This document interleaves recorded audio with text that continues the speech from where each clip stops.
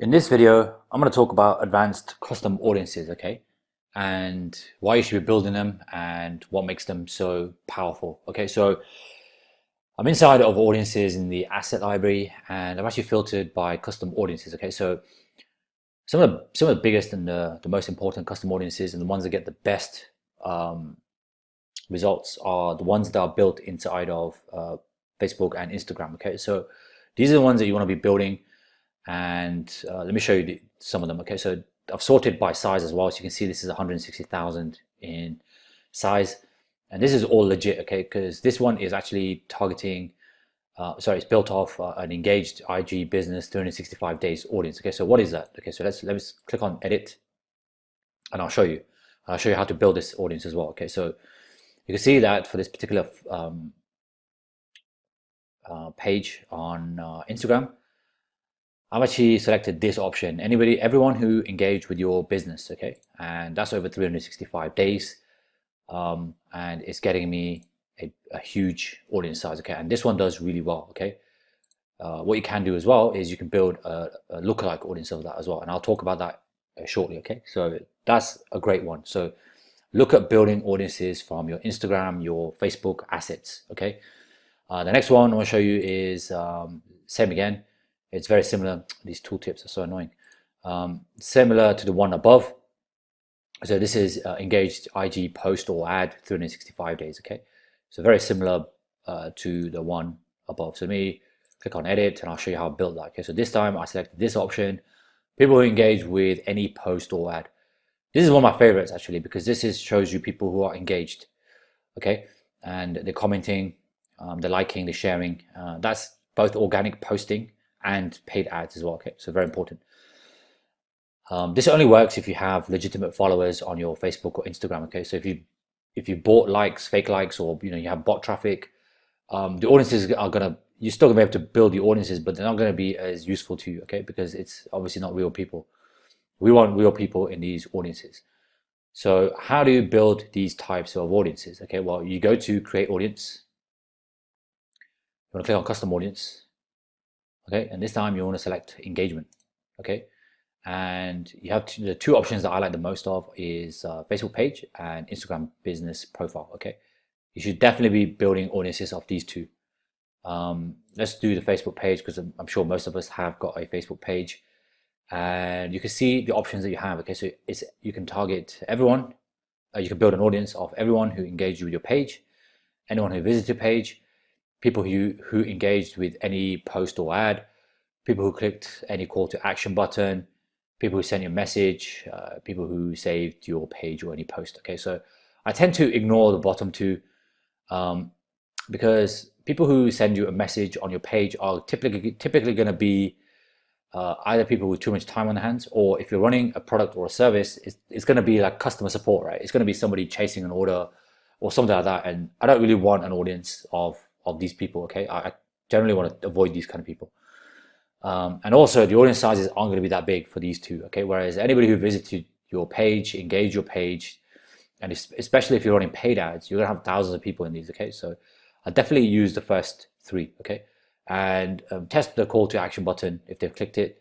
Again, that's obviously going to be narrowing down your audiences, but it might be worth a test. Okay, and then you want to split test obviously the number of days. Okay, I like to use a full 365 because that's what Facebook gives us, just as far back as they go, and now obviously ensures that you have the biggest audience possible. Okay, but you can test it for 30 days, 50 days, 100 days, whatever.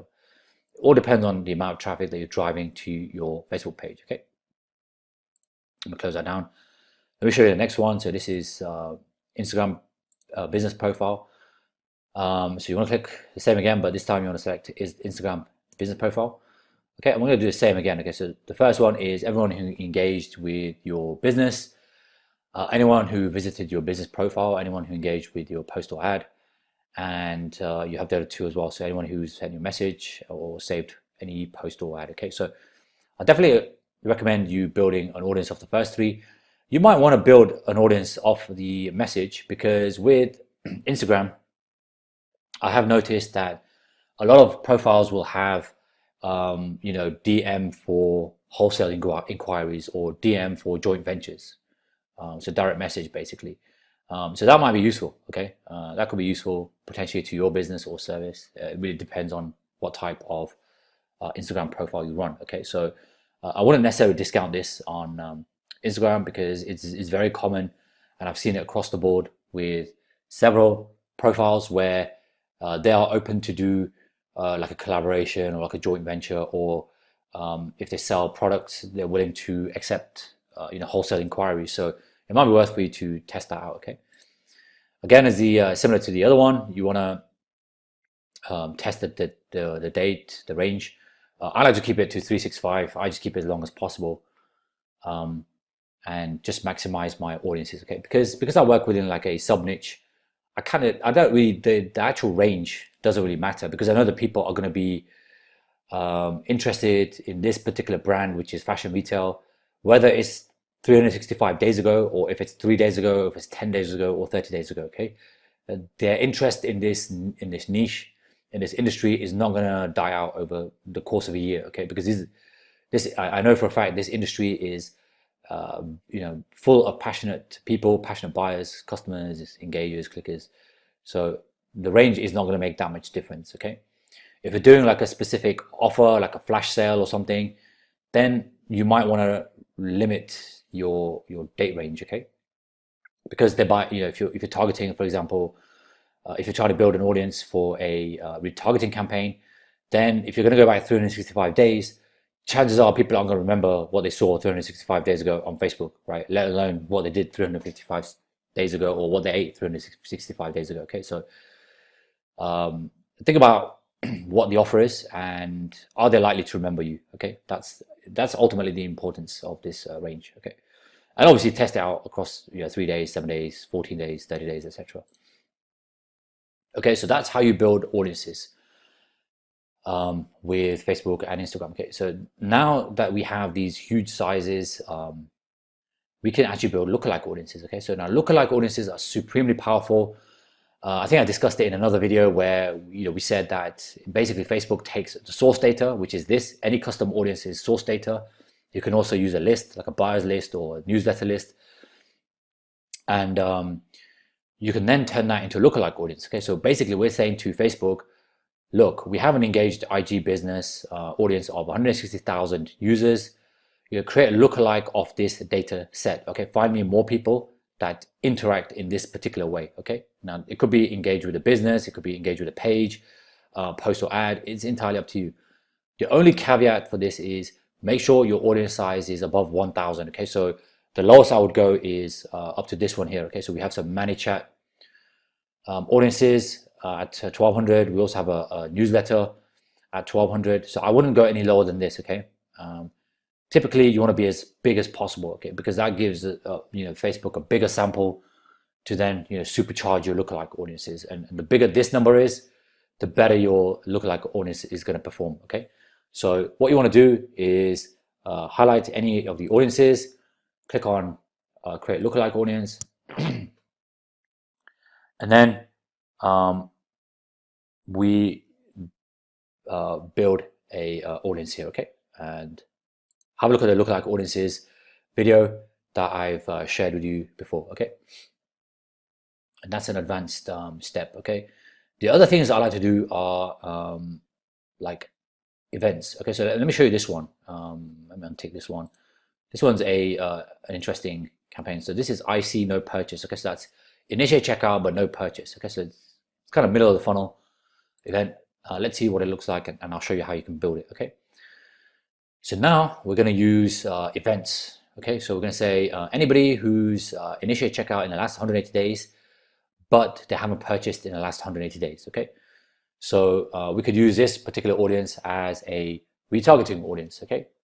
If they've initiated checkout, so we know they've gone to the checkout page, but they haven't completed the order, okay? So that might be very useful to run that over 3 days, 7 days, etc.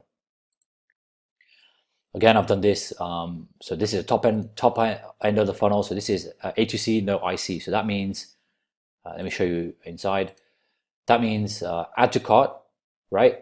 Over 180 days, but they haven't initiated checkout. Okay, so we've got an exclusion here, okay, of 180 days. So again, another excellent candidate for a retargeting audience. So if you have any retargeting campaigns, you want to test like dynamic product ads or manual retargeting campaigns, these are great audiences to test, okay?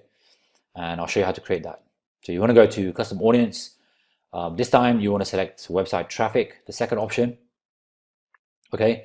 You can do all website visitors, or you can select the actual events, okay? So you can do all website visitors, so you could do, 180 days website visitors, but you can exclude, say, purchasers, okay? So this will be targeting all website visitors in the last 180 days, but exclude all purchasers, okay? That's a good one. But if you wanted to do add to cart, but they did not initiate checkout, you just click here, select the add to cart over 180 days, and then you want to click exclude, okay? So you want to exclude people who haven't initiated checkout, and then from here you select initiate checkout, and then just do it for the same age range, okay, or 30 days or 14 days or whatever. Give it an audience, and that's how you build an add to cart, no initiate checkout audience, okay? And you can do this for any part of your funnel, or lead, or opt-in, whatever it is, okay? So you can do page view, so anybody who's landed on a page but they haven't added to cart, okay, that's a good one. Or you can do anybody who's added payment info, so they've got really far down into your funnel, but for whatever reason they haven't bought from you, okay, which is obviously a big problem for anybody selling. So you might want to create an audience for this. Obviously, as you go further down the funnel, your audiences are going to be much smaller, okay, so just factor that in. When you've created an audience name, click on create audience, and it creates one of these, okay. Another good one is, let me show you this one. So this is a more advanced technique. You can build audiences of people who visited specific web pages. Okay, so let's say you're selling t-shirts on our web store. You want to see, you want to build an audience of people who are, visiting the blue red t-shirt page. Okay, how do you create that? Well, here's what the audience looks like. This is how you create it. So you go to create audience, custom audience. It's website traffic again. And this time you want to select people who visited a specific web page, okay? And then what you want to do is you want to take the chunk of the URL that has that is unique, okay? So you don't need the whole URL. You don't need like www.mywebsite.com/products/collections/t-shirts/blue t-shirt, okay? You can just put blue t-shirt. So if your unique product was blue t-shirt, you just need to put this in, okay? You don't need to put the whole URL in. You can put the whole URL in, there's nothing stopping you, but ease of use, just put in what they call in the industry the slug, right? Just a bit on the end of the URL, okay? And again, because this is an external site, the maximum you can go to is 180 days. So a good rule of thumb is if they are leaving Facebook, it's 180 days. If they're within Facebook, it's 365 days, okay? So with events like Instagram pages and posts and ads and Facebook pages, you're going to be able to create audiences up to 365 days, okay? Because they're not leaving Facebook. Once they leave Facebook, it's only limited to 180 days. So that's how you build an audience of people who visited a specific web page, okay? There's another one you can do as well called visitors by time spent, okay? So you can do visitors by time spent, and you can do 5%, 10%, or 25% percentile, okay? And again, that's up to 180 days. So if you want to know the top 25 users on your website, blog, landing page, event, whatever it is, you can build that audience, okay? And obviously, the higher up you go, the lower your audience size is going to be, okay? And the last one I want to show you before I wrap up this video is one that's really interesting for you e-commerce people, okay? So I built this audience of the e-commerce page. Where is it? I've got too many things selected. Just bear with me. Uncheck all. Check all, and let's go to this one, okay? So I'm going to click edit. I'm going to show you how to build this, okay? So this is a bit more advanced technique, but this one says anybody who purchased in the last 180 days and had an order value of greater than or equal to 2. Okay, so that's super charged audience. Okay, it's going to be much smaller, which is fine. We want quality, not quantity.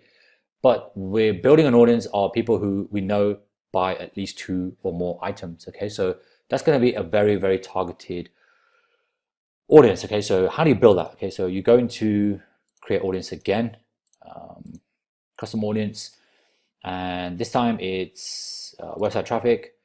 Okay, and this is going to be purchase, and then we're going to refine it by. Okay, so you want to select aggregate value, and then you can select frequency, sum, or average of, minimum, maximum. Okay, I just stick to frequency for this one, and we're basically telling Facebook, anybody who has purchased in the last 30 days with an order value of greater than or equal to 2, okay, or 5 or 10 or whatever. Okay, now once the order value goes up, your audience size is going to go down. Okay, so just bear that in mind. You don't want to go too high. Like, obviously it'd be great to build an audience of people who buy 10 items or more, but I mean, you know, how realistic is that? Like, how many people are going to come to your service or product or web store and buy 10 items? Okay, it's going to be a very rare occurrence. Sticking to something like 2 is going to be a lot more realistic. Okay, and that's pretty much it. Okay, the other things you want to do before I wrap up this video is you know, have customer lists. So these ones, I don't think I can filter by customer list. Let me just try. I think it's going to let me. Let's try data file. That's a list. Okay, here we go. So these are all customer lists. So if you've got newsletter signups, leads from external apps, if you've got order details, if you've got MailChimp subscribers or buyers or anything like that, you can upload that into Facebook as well and create an audience. Okay, so we have one here for repeat customers. That's a good one. We have one for all buyers. We have one that you know, is built off a lead app that we use on the website. So these are all really interesting custom audiences that you can use. Okay, and they're super powerful. And when you get to like a size of 1200, you know, go and create the lookalike audience and scale that up. Okay, so that's basically it from this video. I'll hope to see you on the next one.